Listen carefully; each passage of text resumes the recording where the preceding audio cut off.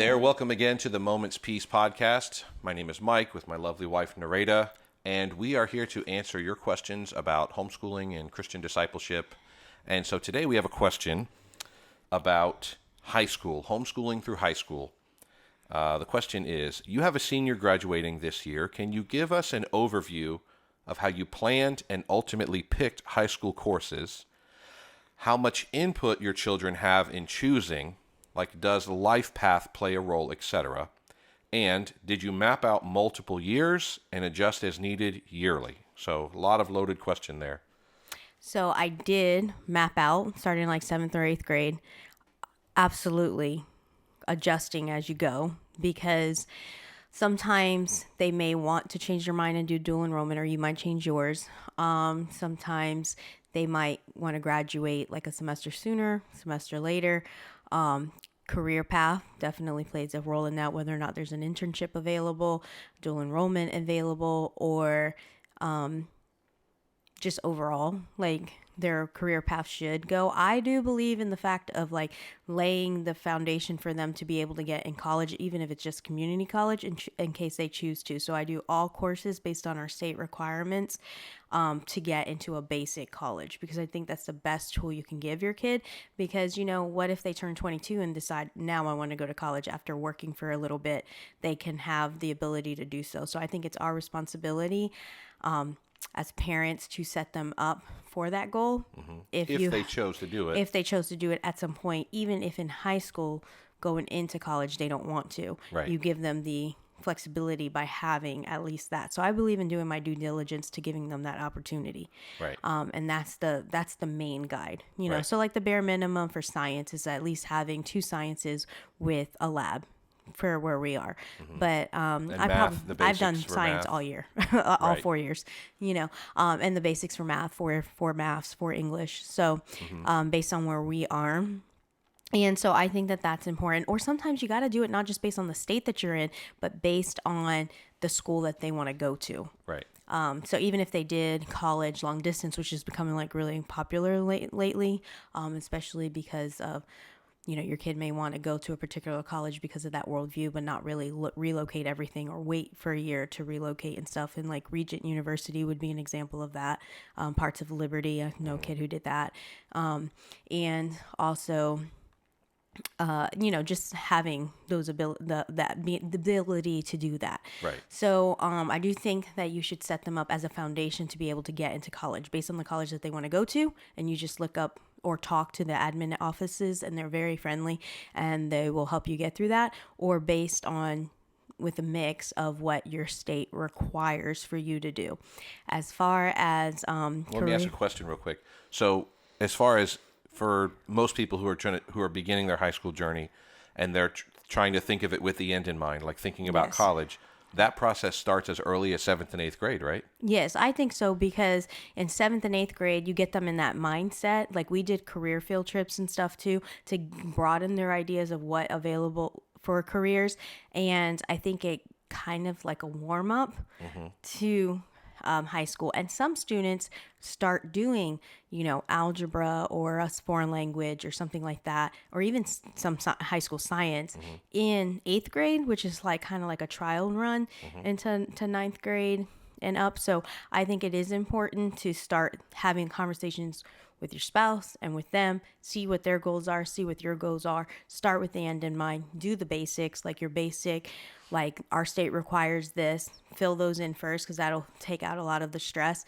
And then from there, kind of say, okay, well, you want to do, you know, this kind of trade, or you want to go into college, well, then we're going to need to do X, Fill Y, in the Z. blanks of what that looks like. So what did Yeah. that look like? I remember For us doing that when we mapped out the each of our kids' high school career, which we've only really got 3 of them mapped out at this point. One's graduated at this point, but I remember mapping out what that 9th, 10th, 11th, and 12th grade would look like. And Hannah's next. I mean, Right, yeah. So, she's in 7th next year. Right. So when you're mapping it out, you're planning ahead. I mean, it's kind of surreal if you think about when you're in 8th grade, you're mapping out a 5-year plan of you're going to be launching out and going to college. But if you go back 5 years, they were in 3rd grade.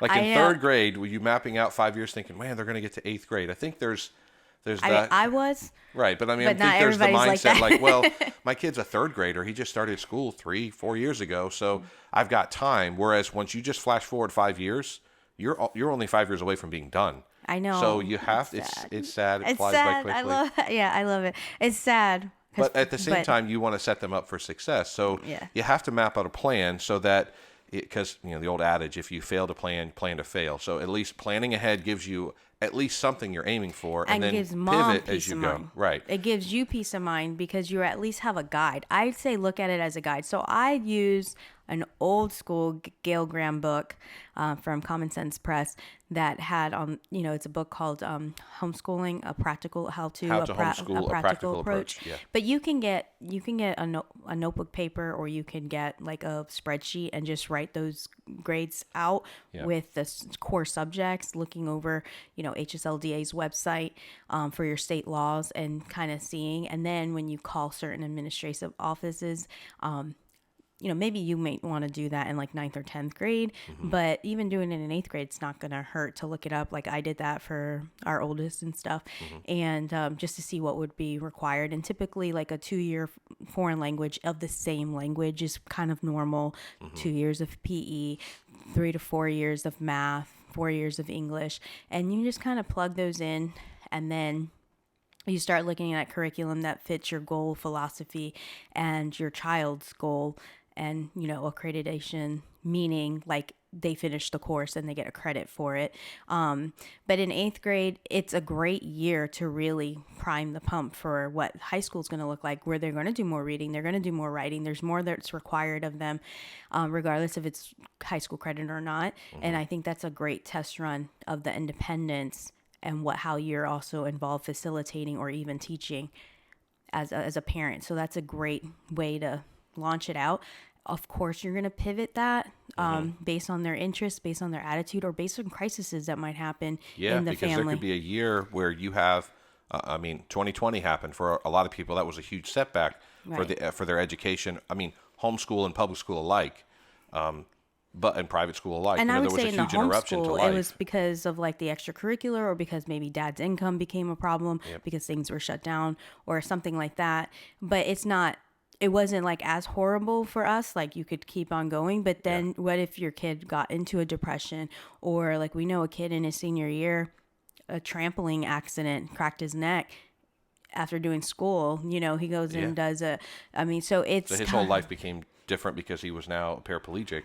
Right. And what does finishing education look like when you've gone through all that medical treatment and Right. Or we know a friend who they're facing cancer. So she changes. left the country for a little bit and went across country. So their schooling continued on, but the family dynamic and how things were, and having what that plan became in important. place. Yeah, it was kind of like a guide. Right. And the kids knew what to do when mom and dad weren't there because of cancer treatments. But at the same time, it wasn't what they had originally planned, with mom being hands-on, with mom reading out loud, with, mom was not able to be there. So that you always have to be flexible, because God is sovereign. And we don't know the future, but he holds it and he knows it, and he's going to get you through anything. But you have to be flexible, and also be flexible for like our daughter. She wanted to do cosmetology from 7th grade until 12th grade. And then she in had 12th her heart grade, set on that for a long time. Yeah. And we looked at schools, we called around, and COVID played a huge reason on why she's not pursuing that, and being honest about that. But, that changed. Now she's into something that she does like and she loves. And so I think that was okay. Like we had a plan up until that point, like all of her, intro to cosmetology 1-on-1, building a portfolio and everything like that. But she just didn't end up pursuing it, and that's fine. But she's still set up to go to college if she wants to, but she ended up working for the state pretty quickly in her senior year. So like, it worked out. You just never know, because it's really a plan that's in place to guide you, to give you a map, at least something you're aiming for. But then things shift and change along the way. The child's interest might change along the way. Life might interrupt. Crises might come up. And you just never know. But at least you've got something in place. And now, to be really practical too, like your curriculum choices will change. You might True. I've True, pinned true. out curriculum choices 4 times for our oldest daughter. Yeah. And I think I only ended up using like 50% of the ones I actually wrote down. Because Yeah. as a particular company came out with something new or something better Or with you tried it and it just didn't work. right. You were just like, So I thought this was going to be great, but that it's just not. right, and it's okay to do that too. Yeah. Like to change because like, hey, this approach isn't working or this particular curriculum isn't working, but I'm going to go ahead and, go back to my list of priorities of the Yeah. curriculums I do choose and go back to that and that's fine too. So Okay. Now I have a question for you. I want you to speak as a homeschool mom who has gone through high school with now coming up on your, you have 3 kids in high school, one that's graduated Right. high school, and then 2 that are currently in it Right. as of this recording. So can you speak to the sense of panic that is hitting that 8th grade mom, Yep. the mom with the kid in 8th grade who's not done high school before, has the emotional side of it? Can you touch on that piece of it? Because even though you might say spreadsheets and paper are all great, but I am just literally having a meltdown because my child's going into high school and I feel overwhelmed. And I think when you go into that season, it's like walking into a dark room. You don't know what's there. And if you flip the light on, it becomes clear what's there. So can you just flip the light on for some people and give them Yeah. clarity? So I'm very fortunate to live in an area where there's a lot of veteran homeschoolers. So I was able to do a high school boot camp with these older moms that had been through it, learned how they grade, learned why they grade or chose certain curriculums, and help. Like they were just like a guide and how to do a transcript. Transcripts are probably the thing that freak everybody out the most, but it's actually not that hard. And you can do it yourself based on paper, transform that into something online, or you can pay. I don't remember the name of it, but you can pay for a homeschool service to do your transcript for you.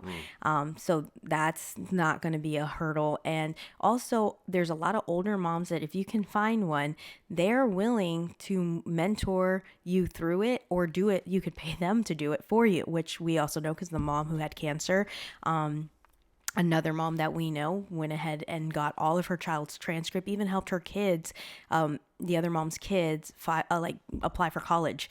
So because the mom's doing, chemo stuff. So depending on who you're surrounding yourself with, like use that pool of knowledge, and most everybody's willing to help, but it's not scary. It's not daunting. It is the most emotional 4 years Yep. or 5, if that's how you choose to go. But, and it's emotional because you're seeing your baby drive for the first time.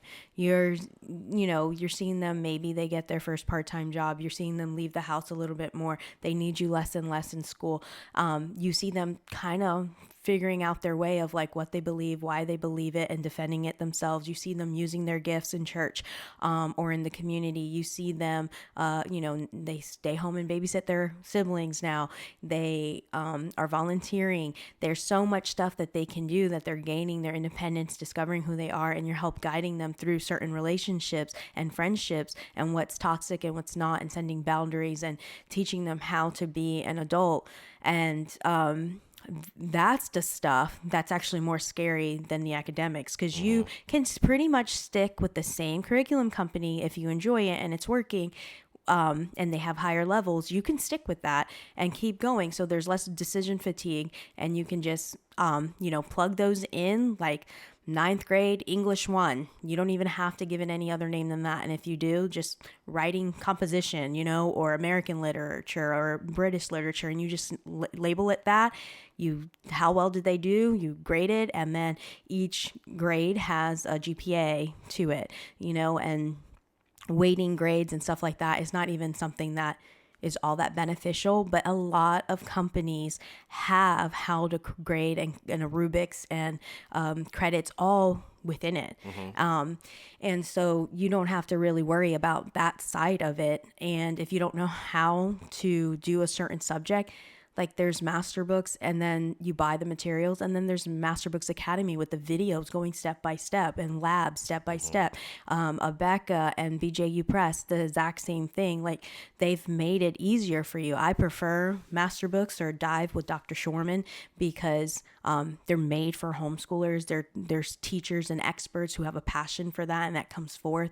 I think that BJU is another great option. I think that Master Books is much more affordable, but both of them are excellent way, and you get the whole science kits and everything there. So it doesn't have to be overwhelming when you prepare, when you pray, and then you plan. So kind of those 3 P's, just, pray, prepare, and plan.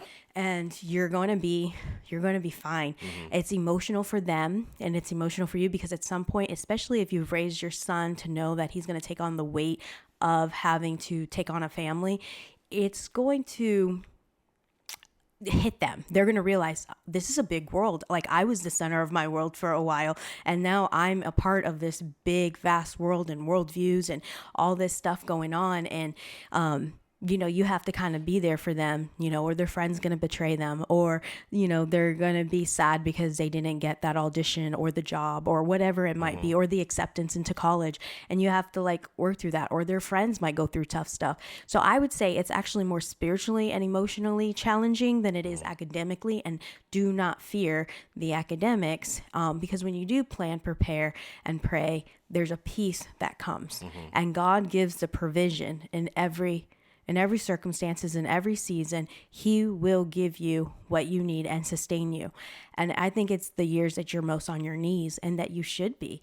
And, I think that, if you just go back to the other video that talks about how to take care of yourself so that you can be fully present, I think you just need to absorb it. Those years are the years that also go by the fastest. So I would say in 8th grade, get ready for an amazing journey that you have more dominion over than you think. Yeah. Because you can make it what you want, and it's going to be a great journey. And just be careful with who your kids hang out with, because you are who you hang out with.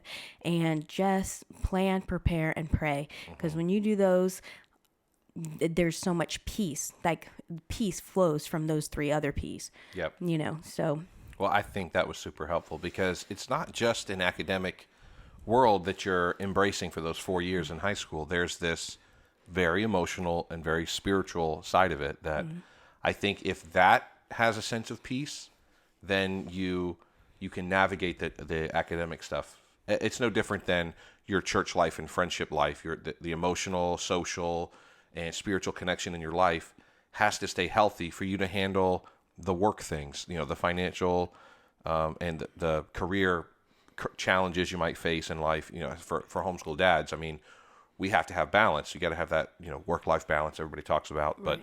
But you've literally got to have that where your emotional life, your spiritual life, your social life is all healthy, so that when you're dealing with customers at work or you're dealing with coworkers, you can manage that, because it's a challenge.